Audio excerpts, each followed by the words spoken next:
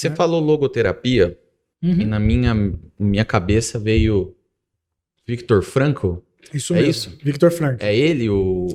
Isso, Viktor Frankl, ele que organizou a logoterapia, né, o fundador, digamos Logoterapia é uma técnica? assim. Logoterapia é uma abordagem dentro da psicologia. Então nós temos psicanálise de Freud, psicologia individual de Adler, terapia cognitiva, que é do Aaron Beck. Alfred Adler. Alfred Adler é a terapia individual. Lembrei agora de onde. Eu li um livro do C.S. Lewis chamado Deus em Questão. Sim. E lá ele fala da logoterapia, da psicanálise de Freud. Exatamente. Agora legal. é verdade. Porque Frankl, ele é a terceira escola de Viena de psicoterapia. Então nós temos Freud, que foi a primeira, Adler, que foi a segunda, e aí logo em seguida Frankl. Isso, ele era Frankl, discípulo do Freud. Né? Ele começou os estudos dele na psicanálise, depois ele fez estudos Todo mundo brigou com Adler. Freud e saiu. Na verdade, o que aconteceu com Frankl é que ele percebeu que estava para além do que Freud descobriu. Ele fala, olha, o que Freud descobriu é muito importante e realmente assim revolucionário para a ciência psíquica na época. Porém, o ser humano ele não tem só essa dimensão psíquica, que é o que o Freud descobre, né? Nossos impulsos, desejos. E aí ele começa a trabalhar com Adler, porque o Adler também questiona Freud falando, olha, o ser humano busca uma outra coisa, o ser humano busca poder. Foi ele O Adler. que descobriu isso vendo os campos de concentração ou foi o Frankl. Frankl, o que acontece? Aí depois de ele já tinha, né, trabalhado um tempo com Adler, fala, olha, mas o ser humano não busca só poder. O ser humano, então, ele busca o prazer, como Freud dizia, busca. Ele busca o poder, como o Adler dizia, busca. Mas o ser humano, ele não é só isso. Ele tem essas dimensões, mas ele é algo a mais. Ele busca um sentido. E aí Frankl vai chegar nessa questão do sentido, que é uma dimensão humana que ele chama de noológica, que vem da filosofia, né, de nous, que é a dimensão espiritual. Mas espiritual aqui não no sentido religioso, e sim no sentido de que é unicamente humano. É o que nos diferencia dos animais. E é nessa capacidade unicamente humana da realização de sentido que Frankl depois ele vai para os campos de concentração, porque ele era judeu.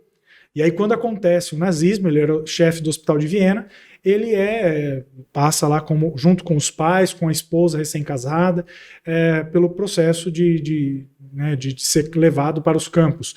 E aí no campo de concentração, que ele escreve esse livro 9 dias depois que ele sai, Em Busca de Sentido, fica aqui a dica depois, pessoal pesquisar, tem na internet, tá aparecendo fácil. aí, Jorge? Olha lá. Como chama o livro? Em Busca, de Sentido. E ele escreveu esse livro quando ele estava Quando ele sai. Assim que ele sai do campo de concentração. relatando a experiência dele. Relatando a experiência, mas já trazendo algumas questões da logoterapia e da análise existencial. Que estava surgindo Não, nele. já existia antes. Entendi. Frankl já tinha a logoterapia e análise existencial desenvolvida antes dos campos de concentração.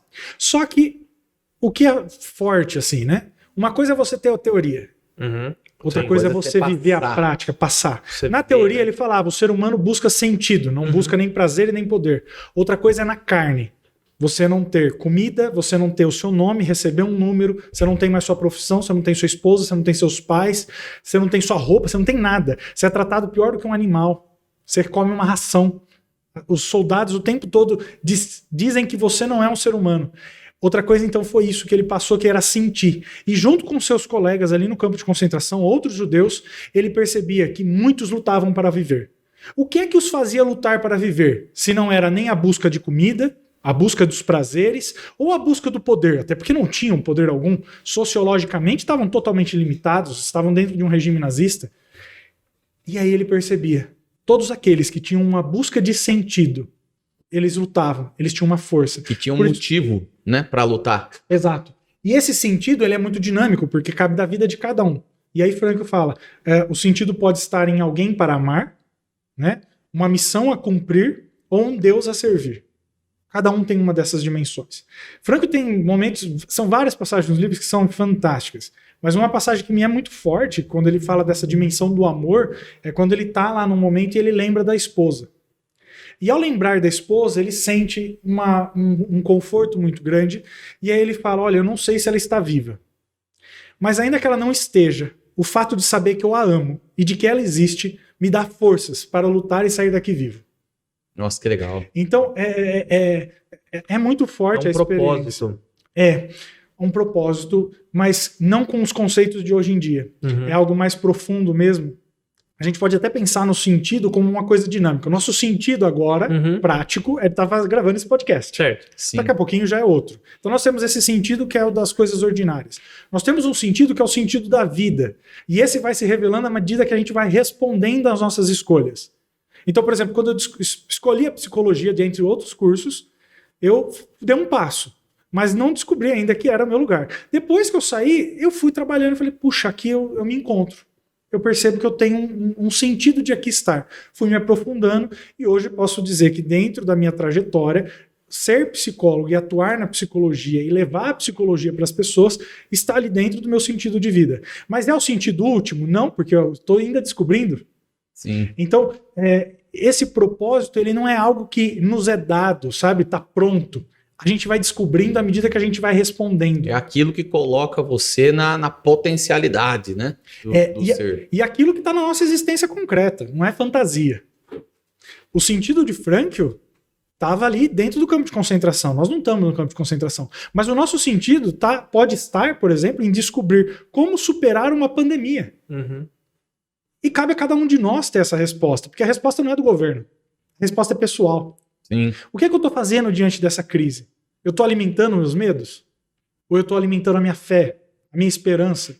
Eu estou elevando amor para as pessoas, ajudando, servindo? Ou eu estou reclamando, brigando, disseminando raiva, ódio? Se eu morresse hoje, o que eu realizei me tornou uma pessoa melhor ou pior? Porque nós não sabemos quando a gente vai morrer. E não é o coronavírus que vai determinar isso, mas sim o como nós vivemos. Né? Frankl fala justamente isso, trazendo da filosofia também. Né? O que o ser humano busca é uma existência digna, uma existência que vale a ser lembrada. Não pelas coisas extraordinárias, mas pelas coisas ordinárias. Olha que legal. Então,